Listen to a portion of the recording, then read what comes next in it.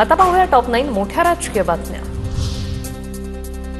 संत भगवान बाबा गड नारळी सप्ताहाच्या सांगता समारंभात धनंजय मुंडे आणि सुरेश धसांनी एकत्र येणं टाळलं। सुरेश धसांनी पिंपळनेरमध्ये जात नामदेव शास्त्रींची भेट घेतली, पण धनंजय मुंडेंचा दौरा रद्द। धनंजय मुंडेंच्या गालावरून वारं गेल्यानं चांगली वाणी बंद पडलीये। पहिल्या पदावर येऊन मुंडेंच्या हातून समाज कल्याण घडावं, सर्वांनी मिळून प्रार्थना करा, नामदेव शास्त्रींचं विधान। मला तर असं वाटतं की त्यांच्या गालावरून जे वारं गेलेले आहेत, सगळ्यांनी मिळून भगवान बाबाला प्रार्थना करा, एवढी चांगली वाणी जी बंद पडली आहे ती सुरू व्हावी आणि पुन्हा पहिल्या पदावर येऊन समाज कल्याण त्यांच्या हातून घडावं, एवढंच त्यांच्याविषयी आपण बोलूया।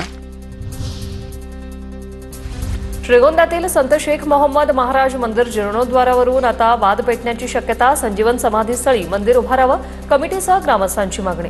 तर जीर्णोद्धाराला शेख मोहम्मद महाराजांचे वंशज आमीन शेख यांचा विरोध। सौगन मोहम्मद की मंदिर वही बनाएंगे, संत शेख मोहम्मद मंदिराच्या जीर्णोद्धारावरून बंडा तात्यांचं विधान। सौगंध मोहम्मद की खाते है,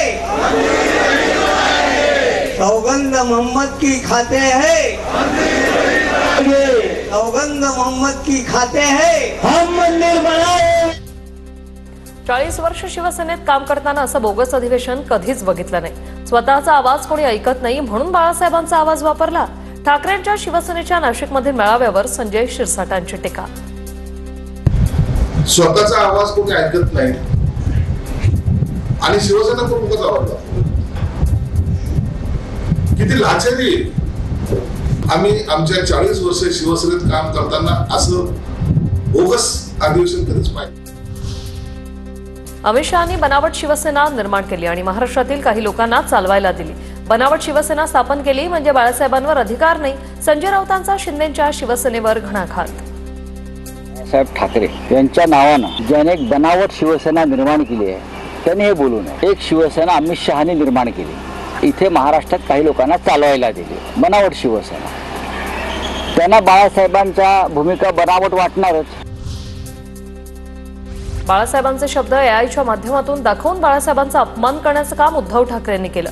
उद्धव ठाकरेंनी हिंदुत्वासोबत कशी तडजोड केली याची 50 उदाहरणं देईल। त्यांनी जगासमोरासमोर चर्चेला यावं। चंद्रशेखर बावनकुळेंचा हल्लाबोल।